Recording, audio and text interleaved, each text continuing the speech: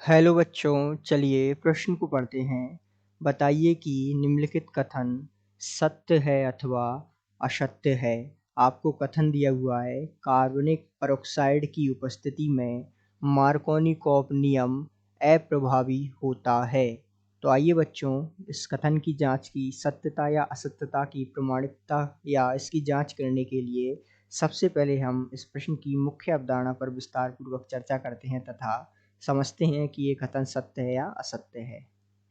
तो मुख्य अवधारणा के रूप में हम सबसे पहले बात करते हैं एंटी मार्कोनिकॉफ नियम की, जो कि मार्कोनिकॉफ नियम के विपरीत होता है। तो एंटी मार्कोनिकॉफ नियम,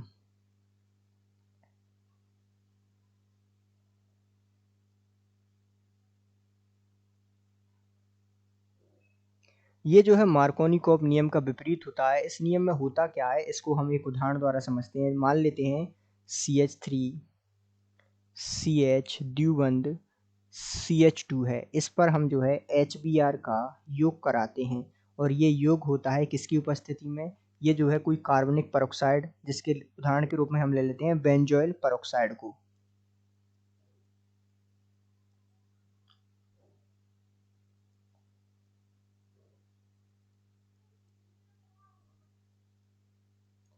तो ये जो है परऑक्साइड की उपस्थिति अर्थात कार्बनिक परऑक्साइड की उपस्थिति में अभिक्रिया संपन्न होती है। अब यहाँ जो है माइनस आ जाएगा, इस पर प्लस आ जाएगा। और यहाँ ध्यान दीजिएगा, ये एंटी मार्कोनिकॉफ नियम कहता क्या है कि Br जो है वहां जुड़ेगा या उस द्विबंधित कार्बन से जुड़ेगा जिस पर हाइड्रोजन की संख्या ज्यादा है। अर्थात इस कार्बन पर हाइड्रोजन की संख्या या इस द्विबंधित कार्बन पर हाइड्रोजन की संख्या कितनी है? 2, और इस पर कितनी है? 1। तो कार जो है Br समूह कहाँ जुड़ेगा? जिस पर हाइड्रोजन की संख्या ज़्यादा है, और हाइड्रोजन कहाँ जुड़ जाएगा? यहाँ पर। तो ये जो है यहाँ प्लस आ जाएगा और यहाँ इस प्रकार माइनस आ जाएगा। तो ये एंटी मार्कोनिकॉफ नियम के अनुसार हमने देखा कि CH अर्थात हाइड्रोजन यहाँ जुड़ गया और CH2 अर्थात Br वहाँ जुड़ गया जिस द्विबंधित कार्बन पर हाइड्रोजन की संख्या अधिक थी। ये क्या है? एंटी मार्कोनिकॉफ नियम।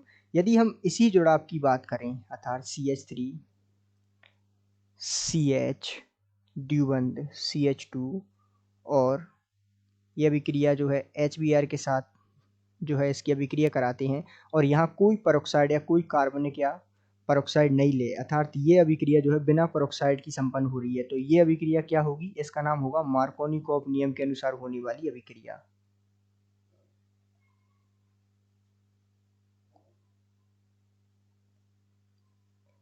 तो मार्कोनिकॉफ नियम के अनुसार होने वाली अभिक्रिया किस प्रकार संपन्न होगी? इसमें जो है Br और H प्लस Br माइनस, तो Br इसमें वहां जुड़ेगा जिस द्विबंधित कार्बन पर हाइड्रोजन की संख्या कम है, तो और हाइड्रोजन यहाँ जुड़ जाएगा। तो इस प्रकार जो है हमने देखा कि मार्कोनिकॉफ नियम में होता क्या है, Br वहां जुड़ जाता है जिस द्विबंधित कार्बन पर हाइड्रोजन की संख्या कम होती है, जबकि एंटी मार्कोनिकॉफ नियम में Br वहां जुड़ता है जिस द्विबंध पर हाइड्रोजन की संख्या अधिक होती है। तो ये जो है दोनों नियम हमने विस्तार पूर्वक समझे और इस आधार पर हम कह सकते हैं कि कार्बनिक परऑक्साइड, जो कि हमने उदाहरण के रूप में बेंजोइल परऑक्साइड के साथ अभिक्रिया करके पूरी तरह से संपन्न करवाई, वो जो है एंटी मार्कोनिकॉफ नियम के अनुसार संपन्न होती है। अर्थात यहाँ पर जो है मार्कोनिकॉफ नियम अप्रभावी होता है, यहाँ लगता ही नहीं है। तो ये जो कथन है बिल्कुल सत्य कथन होगा।